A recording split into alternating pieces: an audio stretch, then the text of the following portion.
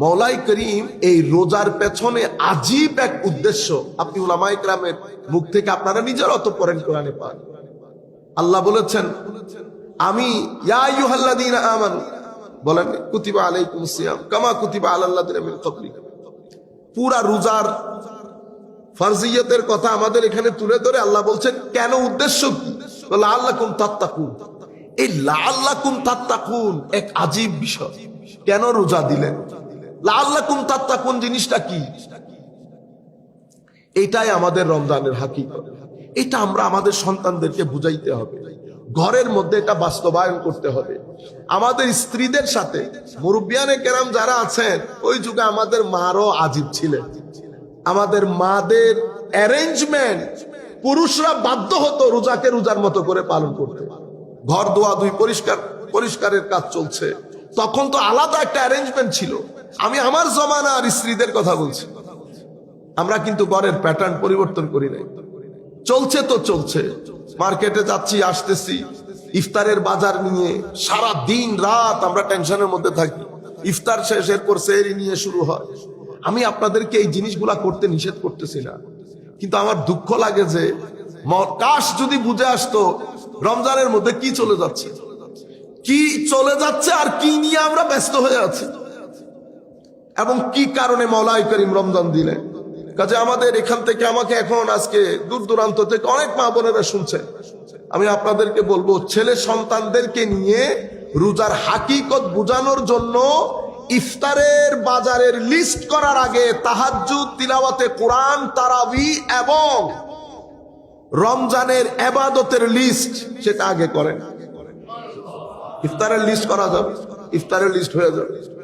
এরপরে আপনি আপনার আশপাশ, আপনার অর্থনৈতিক সামর্থ্যের উপর ভিত্তি করে আপনার পাড়া প্রতিবেশী, গরিব আত্মীয় স্বজন, তাদেরকে কিভাবে সহযোগিতা করতে পারবেন, কত টাকা সহযোগিতা করতে পারবেন, সেটা ছেলেদেরকে নিয়ে লিস্ট করে বাকি কাজ পরে করতে পারবেন।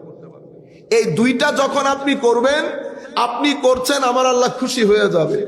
তখন আমার আল্লাহ এমন এমন কাজের তৌফিক আপনাকে দান করবেন এবং সেই কাজগুলোর মধ্যে এত রুহানি মজা দান করবেন আপনি কল্পনাও করতে পারবেন না। তখন আপনি বাইরের মানুষকে এসে বুঝাইতে পারবেন না, ভিতরে একটা তড়প থেকে যাবে। সম্মানিত উপস্থিতি, মওলাই করিম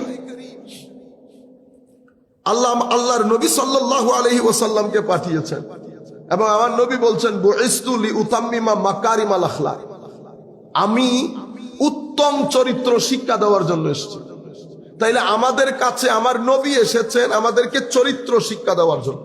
চরিত্র বলতে আমরা আমাদের জীবনের যে কোনো পর্যায়ে থাকি না কেন, আমরা দেখতে হবে যেই পর্যায়েই থাকি সেই পর্যায়ে সর্বোত্তম আদর্শে উপস্থাপন করা, সর্বোত্তম আদর্শের সাথে মানুষের সাথে ডিল করা, এটা আল্লাহ রসুল আমাদের কাছ থেকে চান।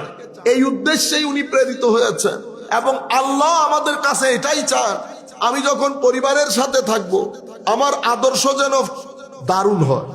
আমি যখন সমাজ এবং আমার ব্যবসায়িক ভাইদের সাথে ডিল করব, আমার আদর্শ যেন টাফ হয়, একেবারে সর্বোত্তম আদর্শের হয়। এবং সেই কারণে আমাকে একটা সীমা দেওয়া হয়েছে। তুমি যখন জিনিসপত্র কিনবা এটা তোমার সীমা, তুমি যখন জিনিসপত্র বেচবা এটা তোমার সীমা, তুমি যখন মানুষের সাথে কথা বলবা এটা তোমার সীমা। এই সীমাটাকে তাকওয়া বলে। বুঝতে পেরেছেন? এই সীমাটাকে তাকওয়া বলে। সীমাটা কি? দুইটা জিনিস আমার ভিতরে মাথায় রাখা, কারো সাথে আমি প্রতারণা করতে পারবো না, কারো উপর জুলম করতে পারবো না। আমি যখন মানুষের সাথে ডিল করব, হোক আমার স্ত্রী, হোক আমার ভাই, হোক আমার আত্মীয়, হোক আমার পাড়া প্রতিবেশী। এবং আল্লাহ রসুল সাল্লাল্লাহু আলাইহি ওয়াসাল্লামকে মাওলা যত তালিমাত দিয়েছেন তোর মধ্যে 75% তালিমাত কিসের জানেন? আখলাকে। 75% তালিমাত মানুষের সাথে ডিল কিভাবে করব এটা। মানুষকে কুকুরের মাংস খাওয়াই দেওয়ার না, হাঁসের মাংস খাওয়াই দেওয়া না। আপনি রেস্টুরেন্ট করেছেন, বাজার থেকে বাজে বাজে জিনিসগুলা এনে এগুলার জন্য না। আমি যেটাকে দিন মনে করছি, দিন সেটাকে দিন মনে করে না। আপনি যদি আমার নবী সাল্লাল্লাহু আলাইহি ওয়াসাল্লামের পক্ষ থেকে আনিত দিন এটার একেবারে সামারি করতে চান, তো দিন তিনটা জিনিসকে ঘিরে।